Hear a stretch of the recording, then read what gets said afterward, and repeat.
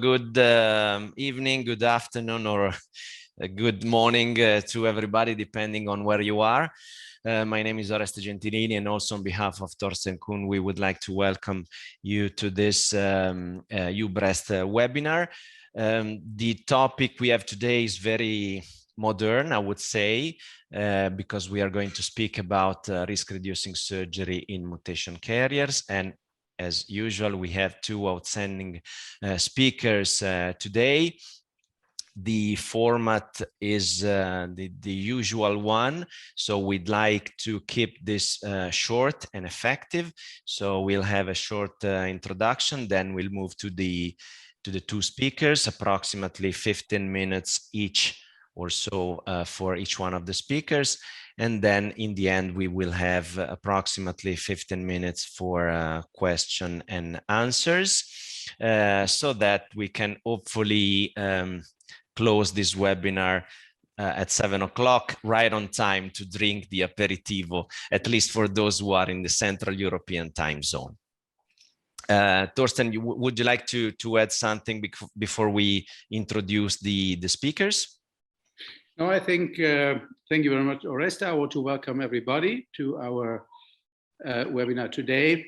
I think there's nothing much to add, and I think we can just start with the first speakers. And Oreste, you will introduce our both guests today. I think they are well known all over the world, so that's little to say, but we also want to present our speakers. Okay, thank you, Thorsten. Well, it's a pleasure to introduce our first speaker. The idea is to have two different specialists evaluating this issue from different angles. So we start with the geneticist first, and we have the pleasure of having Professor Pascal Puyol speaking today with us. Professor Pascal Puyol is Professor of Medicine at the Montpellier Faculty of Medicine and President of the French Society of Predictive and Personalized Medicine, and he's also the head of the Department of Cancer and Genetics at the University Hospital of Montpellier. So please, Pascal, it's your time.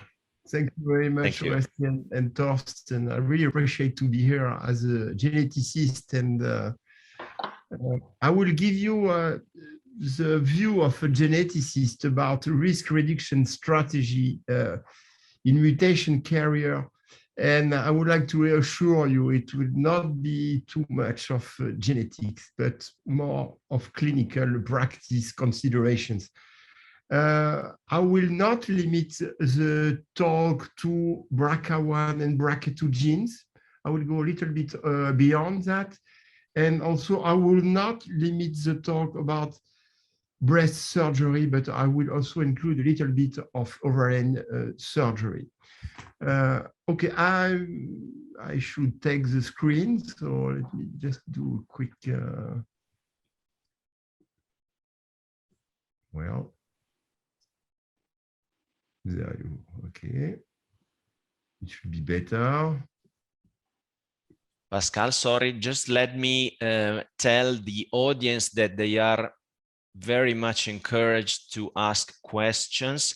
So you have the question and answer option on the bottom of your screen. So please do not be shy and ask questions so that we can forward the questions to the speakers. Thank you. Thank you, Oreste. This is my link of interest. Okay. As a geneticist, I'm interested in the information related to genes, but for clinical actionability.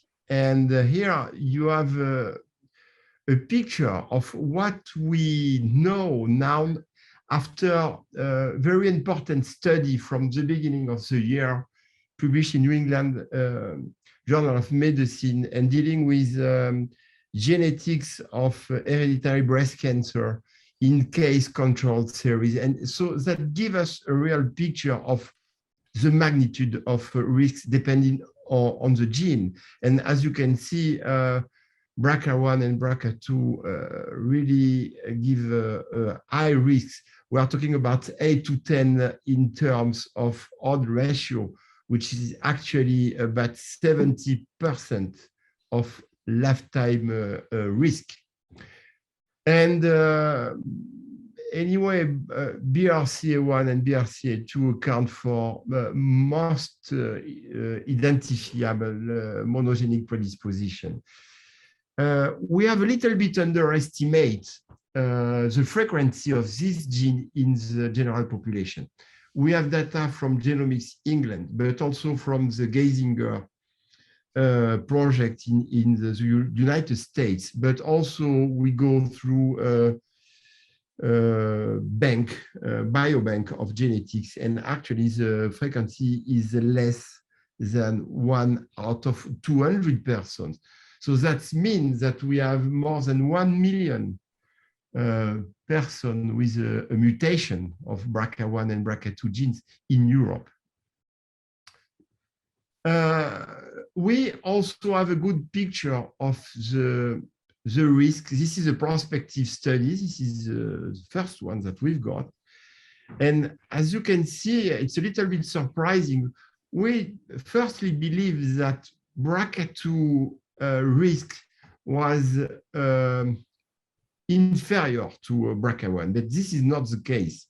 Actually, B1 and B2 give us 70% risk lifetime. The only difference is the age at onset for breast. Then if you move to ovarian cancer, you have a difference in magnitude. I mean, it's sure. For BRCA2, the cumulative risk is about 20%, and for BRCA1, it's 40%.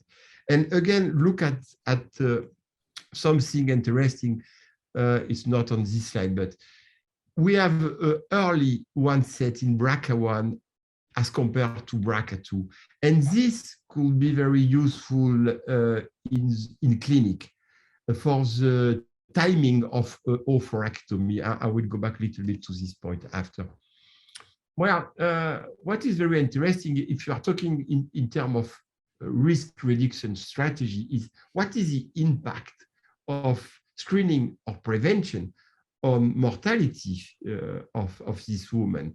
Here you have a representation of the mortality of breast and ovarian cancer in the general population. And if you do nothing, this is the terrible mortality by breast and ovarian cancer in BRCA1 woman carrier.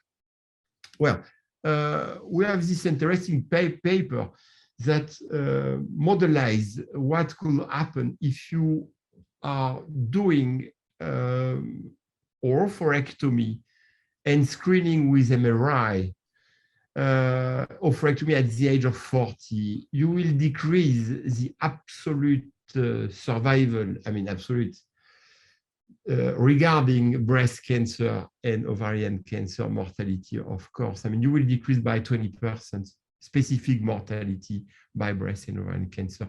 Then if you move to surgery, you gain an extra 4 to 5% in terms of mortality.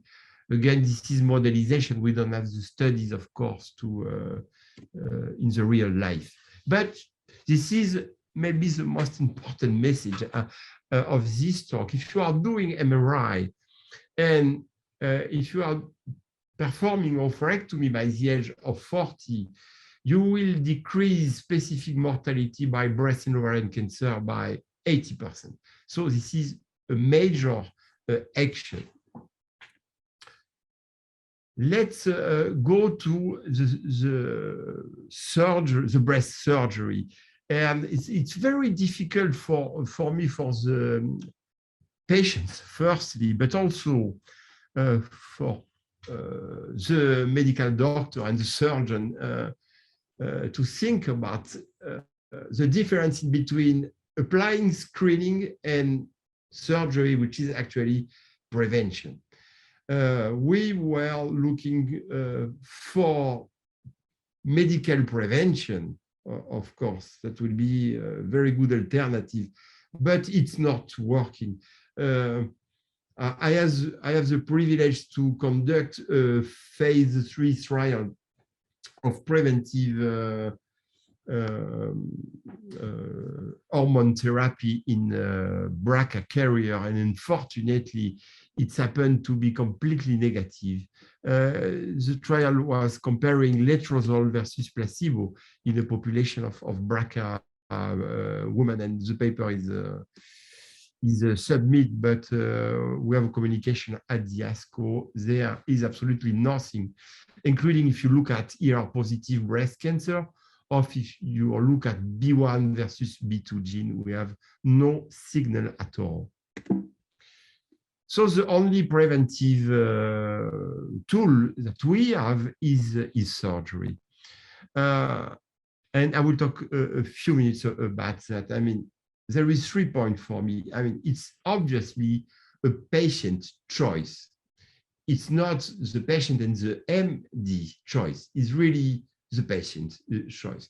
But the patient have to receive a very fair information, at least on two sides of the coin. The first one is the risk. I mean, we can talk about risk, but even if I am a geneticist, I don't like to use numbers. It's mean nothing for a patient. What is very interesting is to talk about the perception of the risk in the family, and also obviously the discussion with the surgeon about oncoplasty, or about technique of reconstruction, etc. That is a main point. These two discussions for me are very important. A last point is, could we personalize the risk of breast and ovarian cancer? I mean, for an individual. And this is an important point, because in somewhat we are some kind in the middle. And so we need to have a predictive factor. I just put here the different factors that have been studied so far. The type of the gene, B1, B2, and the other, the family history, and the early onset of breast or ovarian cancer. For geneticists, there is some kind of genotype-phenotype correlation. That means part of the gene will give you an overall risk of breast or ovarian cancer. Polygenic risk scores are rising. And finally, what if a woman has a first cancer? What is the risk of a contralateral cancer? I will go very quickly over that. As we mentioned before, BRCA1 and BRCA2 are different in terms of the magnitude of risk. We can discuss case by case a woman with a PALB2 mutation or P10 mutation, but we are not in the same range. We are talking about 20–30% of lifetime comparing to 70%. So this is a big difference. Another point is, remember, this is for me very important. There is a time difference in the age at onset. And it's very hard to use that for breast surgery, but we should do that for ovarian surgery. This is not the same to have a B1 and a B2 mutation. The risk of 1% is reached for BRCA1 mutation carrier at the age of 40, but at 50 for a bit. So just if we are using a cutoff, we should introduce a time difference in the conceal, okay? Also, a frequent question is power of the family history. And it works. Actually, if you have a lot of breast cancer in a family, it increases the risk of this woman, but actually a little bit weakly. Look at this study, it's a prospective one, and we have the 1.5 to 2 risk, depending on the family history. So it could be weight, but weakly in my mind. Another question, very frequent, because we use that actually in most guidelines. We say, I mean, there is an early onset of breast cancer, let's say at 30. So let's go to screening before the age of 30. But actually, there is no association between early cases of breast cancer and ovarian cancer and the recurrence in the pedigree of early breast cancer. And we published that recently, but this is something that we are using in clinics. Maybe it's common sense, but it's not founded in by evidence medicine. I just want to mention this point. I mean, of course, it's a very psychological factor for a woman. My sister died of breast cancer very young, or ovarian cancer. I should perform oophorectomy earlier. But when you look at the data, it's not obvious. I will skip that. Again, we have some correlation in between the part of the gene and the risk of breast or ovarian cancer. But again, it's too weak to be actionable in clinic. Don't forget about it. And finally, we have also polygenic risk score coming out. Very interesting. We should keep an eye on that, because that could help to modulate the risk for a person using other genetic marker beyond BRCA1 and 2 mutation. And finally, this is maybe the most important question, and I will conclude after that, but I think for you, surgeon, in charge of this problem, one important question is a woman diagnosed with a breast cancer and with a high probability of mutation. And unfortunately, I mean, we could think that she has already one cancer. Maybe the risk of the second one is weaker. This is not the case. Unfortunately, if you have a breast cancer in the context of BRCA1 mutation, your risk in 20 to 40 years will be 50% again. So unfortunately, the fact that you already have one cancer gives you a higher risk to have a second one, actually. So I think we really need to think about that and to have some rapid screening of women at time of diagnosis, especially if they are young, less than 40, if they have a triple negative breast cancer, or if they have a strong family history. They give a high likelihood of probability of BRCA mutation. And that should be proposed. Not systematically, because of course, if a woman don't want to know, it's completely free. But I think we should propose that, because that could really manage the surgery decisions that you will have with this woman. Talking about conservative versus radical mastectomy, uni or bilateral in some cases. Okay, so this is my message. I hope I am in time. For ovarian surgery, I mean, we have to remind that this is the most important actions that we can do in this woman in terms of mortality.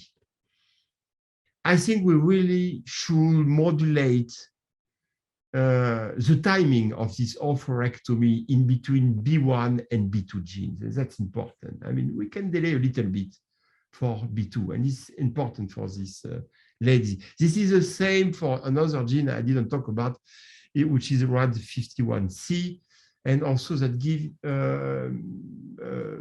ovarian cancer after the age of 50, so you can delay a little bit the conceal of oophorectomy. For breast prophylactic surgery, obviously it is patient choice.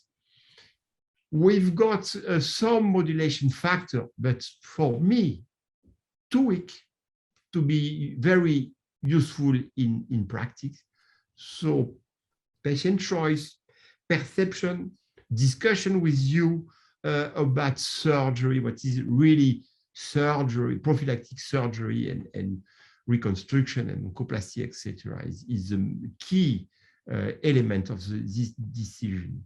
And again, unfortunately, contralateral risk is very high in BRCA1 mutation carrier with diagnosed breast cancer. And we should talk about with this woman having a high likelihood of BRCA mutation, young woman and triple negative breast cancer. Okay, thank you very much. Well, thank you very much, Pascal, for this extensive talk, and thank you really for sharing your thoughts, your messages, and for giving us the geneticist perspective on this very, very important issue. Thank you very much. And now we move to the next speaker. We have the pleasure of having with us Dr. Jill Dietz. Dr. Dietz is Chief Transformation Officer of the Cancer Institute and Director of Growth and Strategy for the Breast Program at Allegheny Health Network in Pittsburgh, United States, and she completed the fellowship in breast surgical oncology and general surgery residence at Cleveland Clinic, and just finished her master's in healthcare management at Harvard School of Public Health.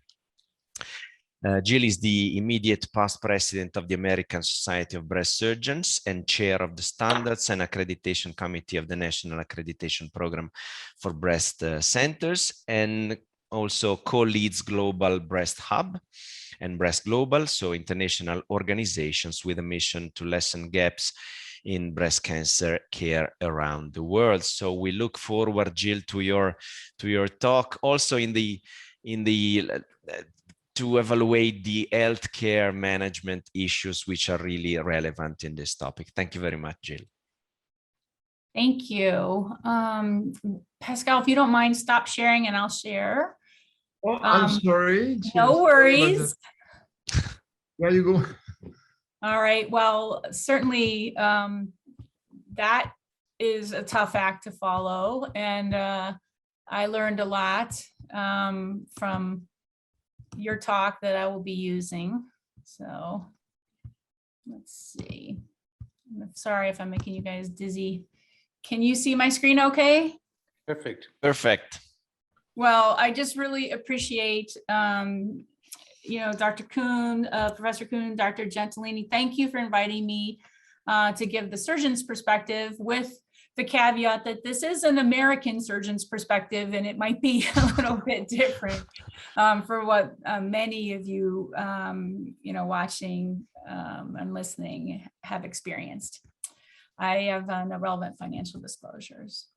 So the easiest thing for us all would be to talk about the technique for prophylactic mastectomy, because I think we're all at this point pretty good at it, and that's the easy part. But the hard part, I think, is in trying to figure out, who we should screen and who should have surgery and why, and what are the factors that impact those decisions, and how do we really try to get to good shared decision-making and value in healthcare, and is breast conservation even an option for these women?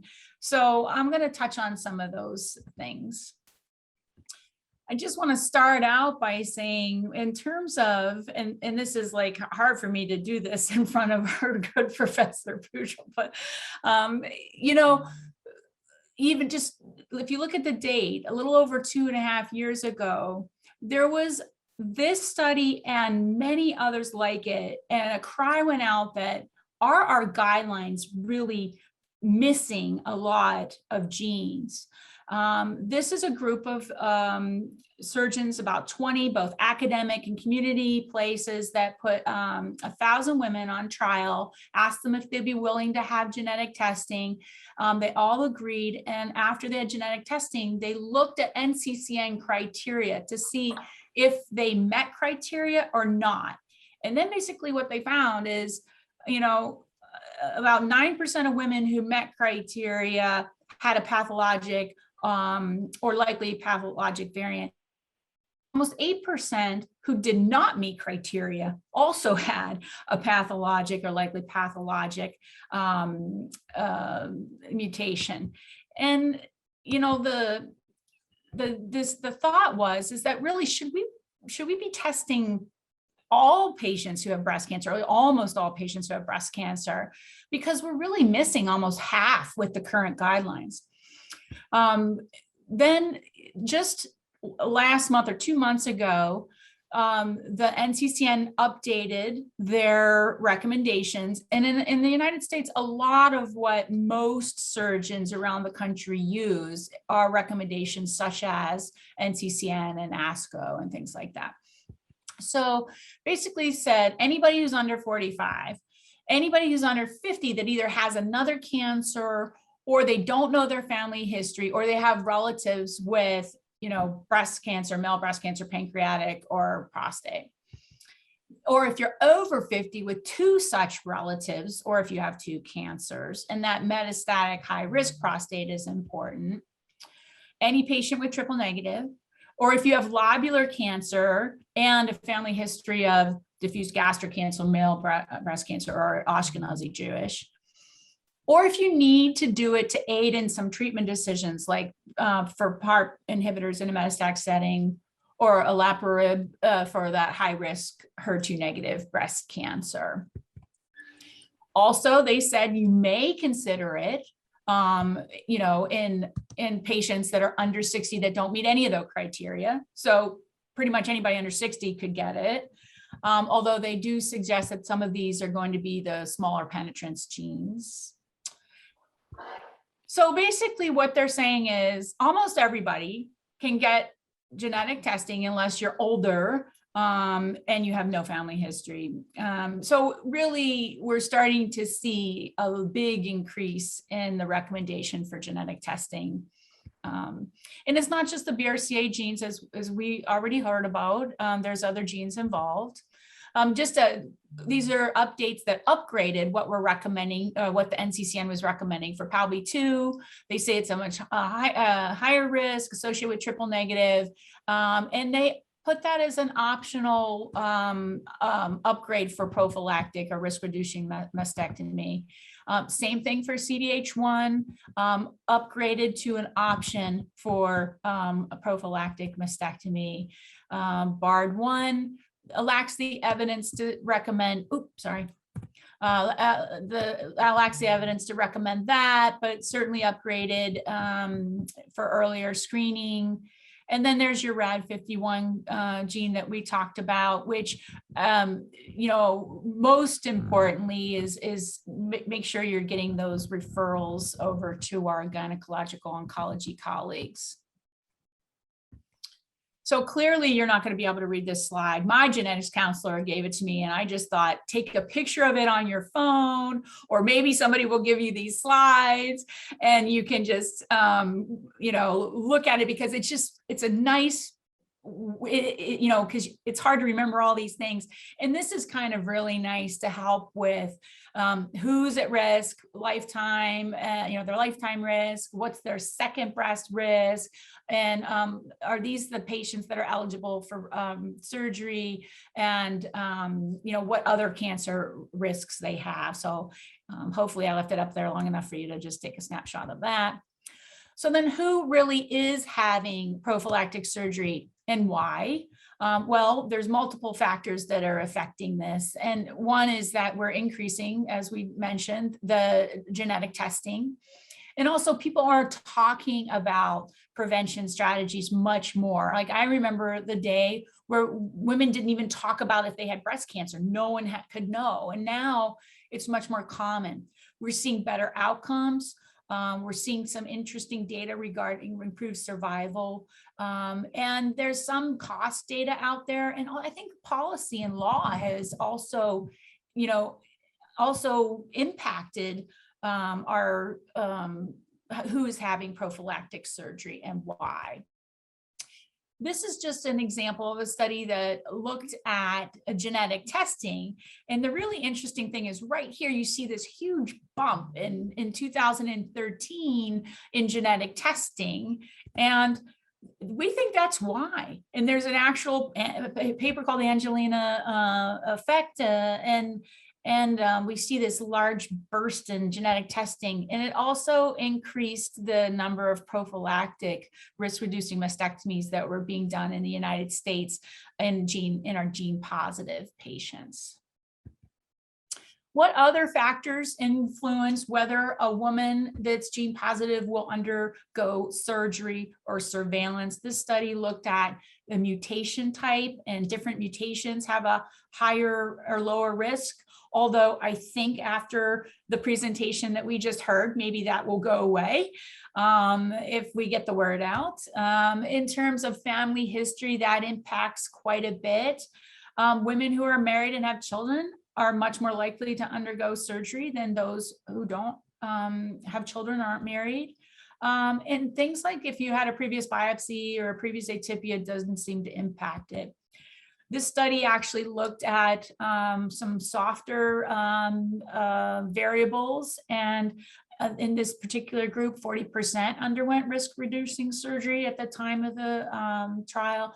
And education was a big variable that had an impact, as well as income and worry.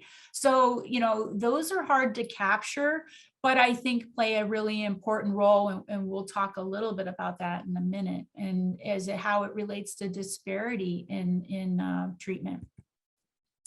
And then there's the concept of we're just better at it. We can do a better job. So this is a patient of mine who actually had a breast cancer on the left side. She had had a mastectomy and a reconstruction, and then she found out later she was gene positive and wanted to have that contralateral side done. So that's her breast after her nipple sparing mastectomy. And, you know, she looks great. She's really happy with that. So we have much better cosmetic outcomes. And I think that plays a role as well. Laws and policy can play a role. Back in 1998, Bill Clinton passed it was called the Cancer Reconstruction Law, but it was really a law that said that your insurance had to pay for reconstruction. And it also said in the United States that anything that your doctor does to your contralateral breast had to be paid for symmetry. So that law has kind of pushed a lot of American physicians and patients towards a contralateral prophylactic mastectomy. And we see this a lot in non-gene mutations. After this law was passed, our reconstruction rates increased by 36% in just 2 years. One of the problems is, though, there's 44 million Americans who don't have health insurance coverage, so they're self-pay.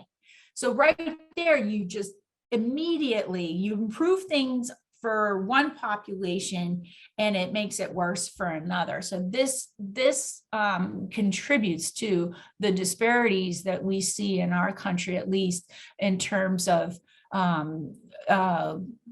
prophylactic surgery and reconstruction.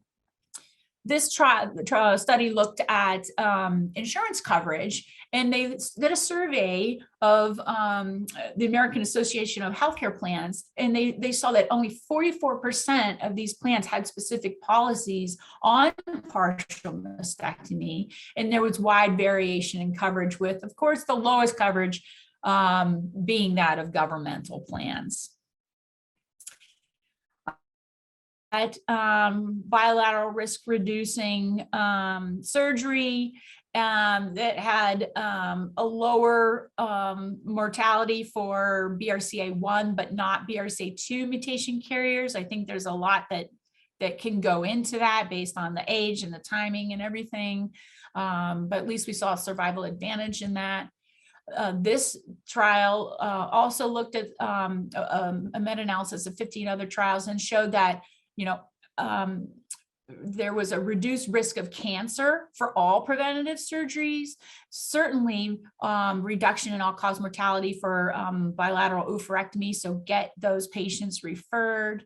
And all-cause mortality was lower for patients who have contralateral prophylactic mastectomy, but not bilateral risk reduction, which is an interesting finding.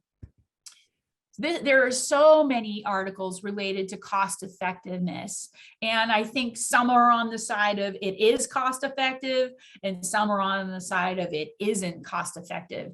So, you know, when we talk about value, it really, this variable is confusing, and it's not clear about if it's actually cost effective, except for patients who have ovarian cancer diagnosis. It's pretty clear that within the next 5 years, there's not a cost benefit of doing prophylactic breast surgery. That doesn't include the patient's desires, the fact that they may or may not get cancer. This is just strictly looking at benefit.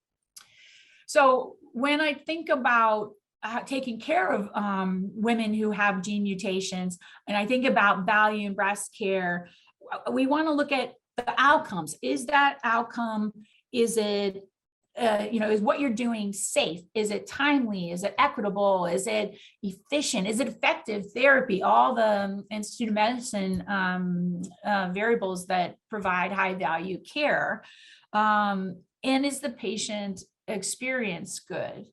And then of course cost, but we also have to think about, there is an entire group of patients who are maybe over 50% who don't want risk reduction therapy. And when they get cancer, they don't want mastectomies. And so the question is can we offer breast conservation in this group? And most of the studies show the survival is the same, whether you have a breast conserving procedure or whether you have mastectomy when a mutation carrier is diagnosed with breast cancer. But I think the key is that shared decision making. Let them understand what the recurrence is in that other breast. We can rely on Professor Pujel's presentation to help us with a lot of that. In the contralateral breast. So as long as we're going over this information with our patients, we can help them choose the best operation or observation if they don't have cancer yet. So we talked about, if we're not doing surgery, we're observing these women, and so it's really important. We need to get that MRI, and that will reduce late stage diagnosis. But it's important to note that when we are following these mutation carriers, especially the BRCA1 and 2 with MRI, still almost half of the women, when they're diagnosed with breast cancer, have to undergo a chemotherapy treatment. So it's not always just about survival. So recommending the annual MRI screening for these women, for the appropriate women, make sure they get to their the gynecologic oncology team to watch their ovaries and remove them when appropriate. So thank you so much for inviting me. It was great to be on this esteemed panel, and happy to take questions. So.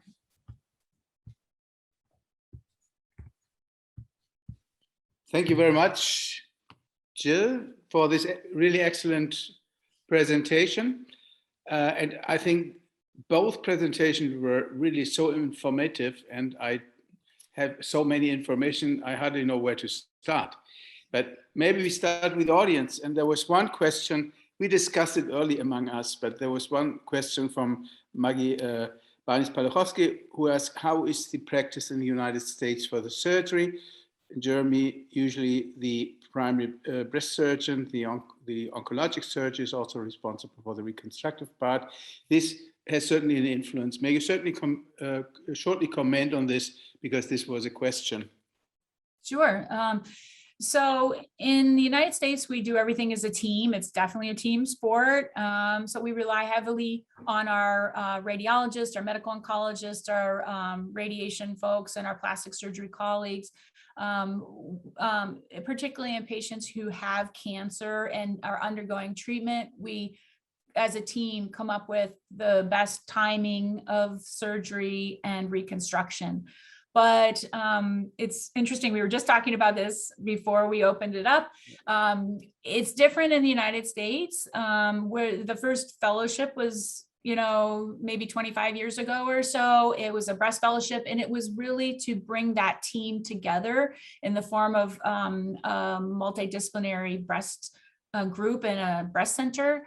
But the breast surgeons were strictly extirpative. They would just remove the tumor. And only recently have we learned from our European colleagues in terms of introducing oncoplastics. Some of us have been doing it for longer, but the vast majority of American breast surgeons are just now interested in oncoplastic surgery, and only double-boarded breast surgeons that have done plastics fellowships will do reconstruction. We rely on our plastics colleagues. Okay, thank you. Oreste, you want to ask? Yes, I would like to ask a question, because it's very interesting, the issue of who should be tested. So my question to both of the speakers is, what do you think that it will be the impact of the publication of the Olympia trial in the choice of deciding who should be tested? I think that it's a very different point of view if you are looking at a diagnostic value, a therapeutic value. Jill was completely right.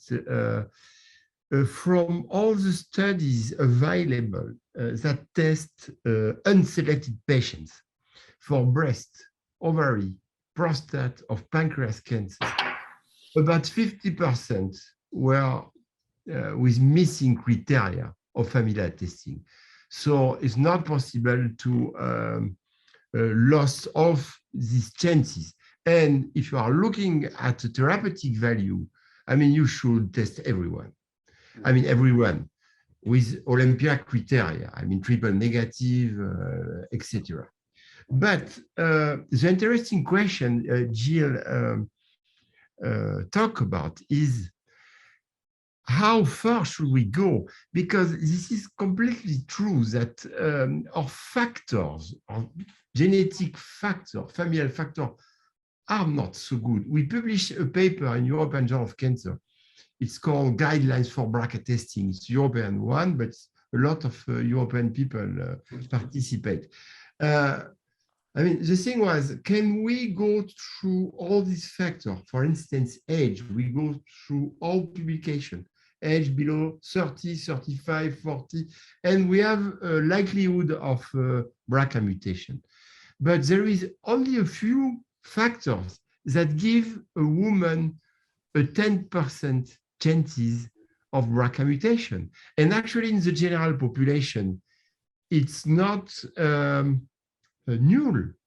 It's actually 0.5%.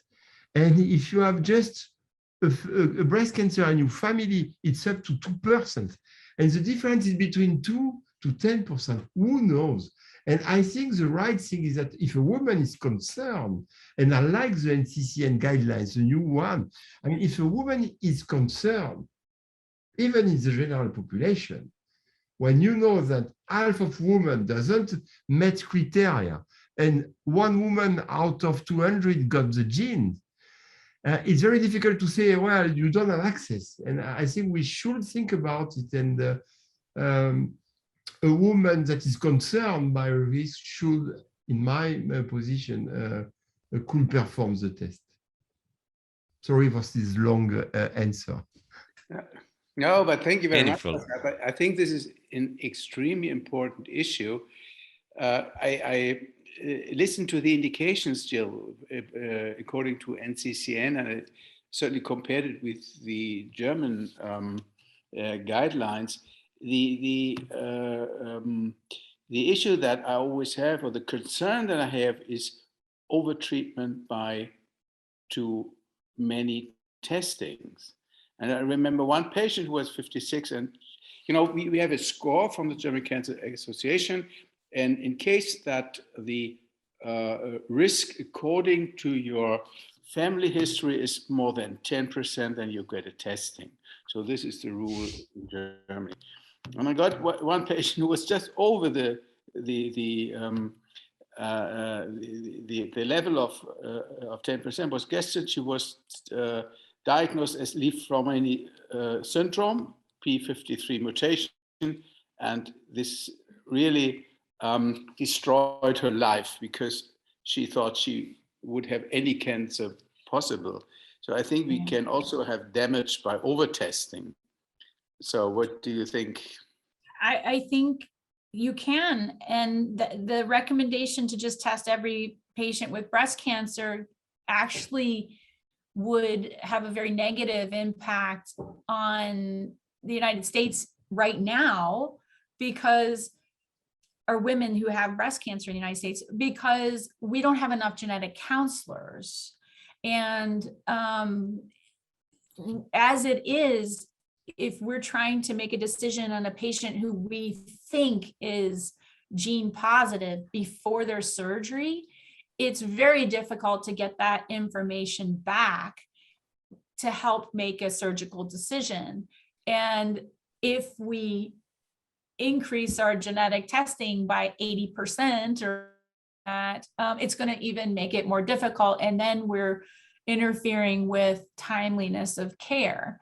I don't know if I can tell you what the answer is to that. A lot of people say is let the surgeons test at the time of diagnosis. And there might be some truth in that. There's going to be probably a lot of overtreatment with things like variants and a lot of distraught patients that don't understand, the results. But on the other hand, it's probably going to be some combination or something in the middle of what we're doing now in testing everybody.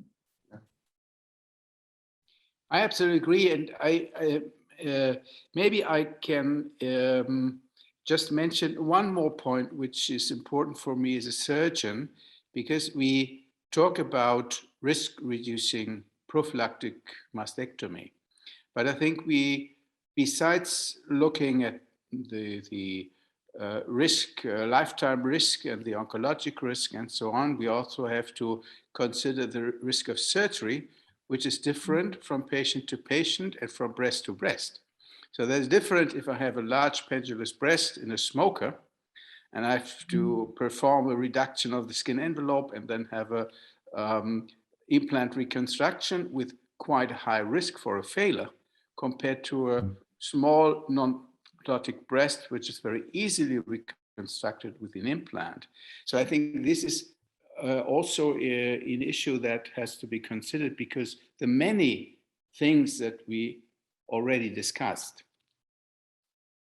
I agree with you. I feel like the way things are moving with artificial intelligence, it won't be long before somebody gives us a shared decision-making model to help us. In the meantime, that's why I guess surgery is an art. So we have to think about everything we learned today. We have to think about the patient's desires. We have to think about the risk factors. It's really quite a lot to ask, for us surgeons to make good decisions for each patient every time. Jill, can I ask a question, even though it's not primarily in the field of our topic today, but just to have an idea of what is just a snapshot of the situation in the United States. So speaking of sporadic breast cancer, what is the percentage of patients receiving bilateral mastectomy? Oh my gosh. Well, So you mean women, all women, not gene positive No, patients? sporadic So, breast cancer. So what we saw is that the rate of mastectomy went down.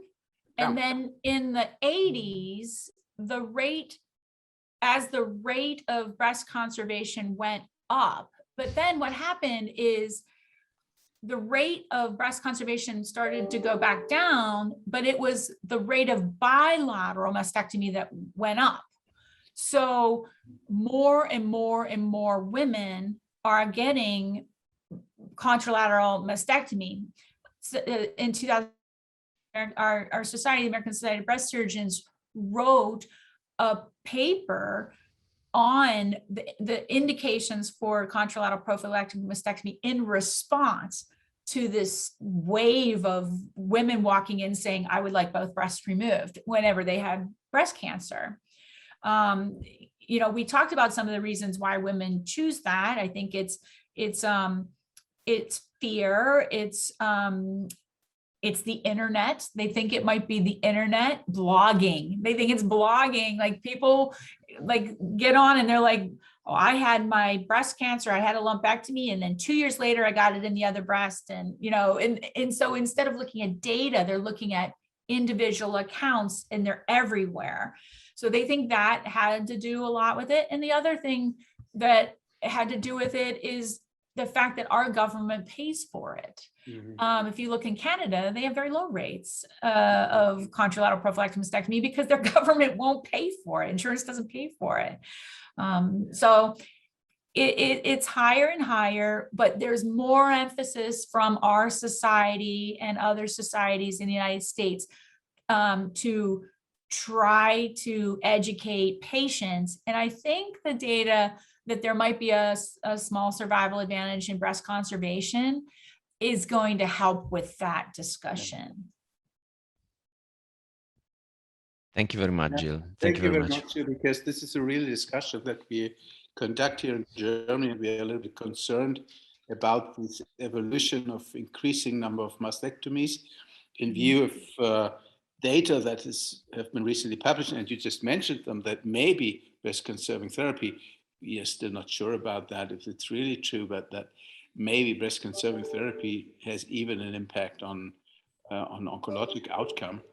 And so we have observed this data with a little concern, and we hope that we will not have a similar development here in Europe. But it's very interesting, this discussion, and to see the different evolution of treatment. Yeah, definitely. If I can add something, it looks to me, Jill, that in the US, I saw this interesting study showing that the rate of bilateral mastectomy, especially for DCIS, for instance, was really depending also on another factor, the center and the surgeon. That means that even with fear of patients, a surgeon could be very important for the information, for the right choice, and to be reasonable in somewhat. What do you think? You're 100% correct. The surgeon has a lot of sway. One of the problems, especially at large academic centers, is that, and this actually happened to me, I started doing nipple sparing mastectomy very early. And then I started getting referred people who wanted nipple sparing mastectomy. And so then at your center, if there's 8 breast surgeons, everybody sends you the BRCA patients and the patients who want mastectomy. And so all of a sudden, like, your mastectomy rate goes up. But I always think it's a shared decision. I do believe that some patients just are going to have a better quality of life, but I share with them quality of life data, and quality of life data always is better if you have your own breast. So I share that with them too. And, a lot of patients still opt for, bilateral mastectomy, but at least now we have the paper that's published from the, I just hand that paper to them and say, this is the data. And if they still want it, then we do it. So. Well, thank you very much, Jill. Thorsten, would you like to do some closing remarks? It's 7 p.m. sharp. Yeah, okay. I know, Oreste, you're always very sharp on the time. Even if I'm Italian, but yeah, this is unusual. So. An atypical Italian. Yeah, it's an atypical. Now, I want to thank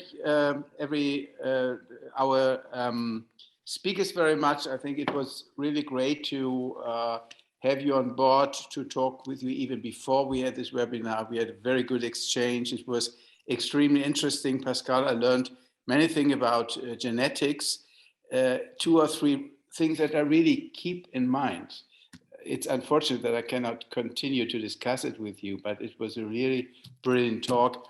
And the same is true for Jill. It was an excellent talk. We have an excellent collaboration with all your activities also in the Breast Global Group. So it's a real pleasure to cooperate with you. And I hear something in the background. So thank you all. Thank you for the audience. And I'm very much looking forward to our next webinar. And maybe Sarah, you can announce our next one, probably in cooperation with the French Society of Gynecologic Oncology. Yes, and it will be on Thursday, December 2nd at the same time. And the link will be available as of tomorrow on our website, and it's also been sent out in our newsletter as well. Okay, so thank you very much. Thank you again and have a great evening. Bye-bye. Thanks for having me. Bye, bye-bye.